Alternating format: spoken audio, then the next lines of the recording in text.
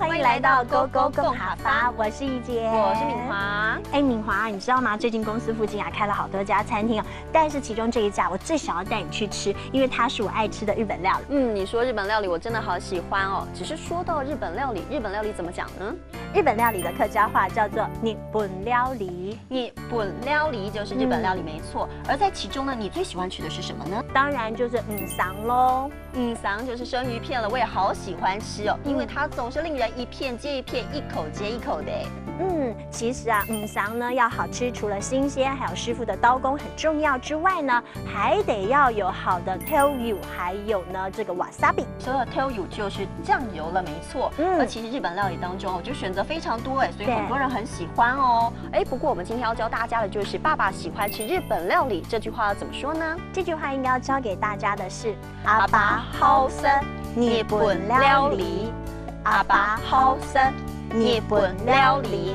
今天勾勾共好发，带你一块来品尝这种让人欲罢不能的日本料理。雨华，你今天想吃什么？吃日本料理当然要吃桑啊。桑，可是我不太敢吃桑桑很好吃而且它是海港新鲜直送的，你要不要试试看啊？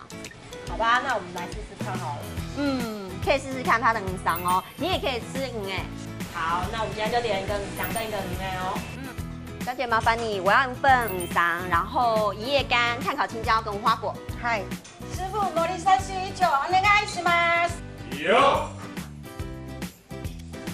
什么声？综合自身。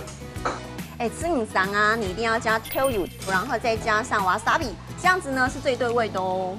试试看。好，保证你会喜欢上桑。敏华，我刚刚看那一盘生鱼片，我光看了我就觉得好吃好吃而且很新鲜哦。我们赶快来帮大家复习今天要教的客家话吧。首先要教大家的就是你刚刚说的生鱼片了。生鱼片要怎么说呢？生鱼片就叫做桑，桑就是生鱼片，而吃生鱼片一定要蘸酱油。酱油要怎么讲呢？酱油就叫做 toyu，toyu 就是酱油了。那如果我们要告诉大家日本料理好好吃哦，日本料理要怎么说呢？日本料理的客家话呢就叫做日本料理。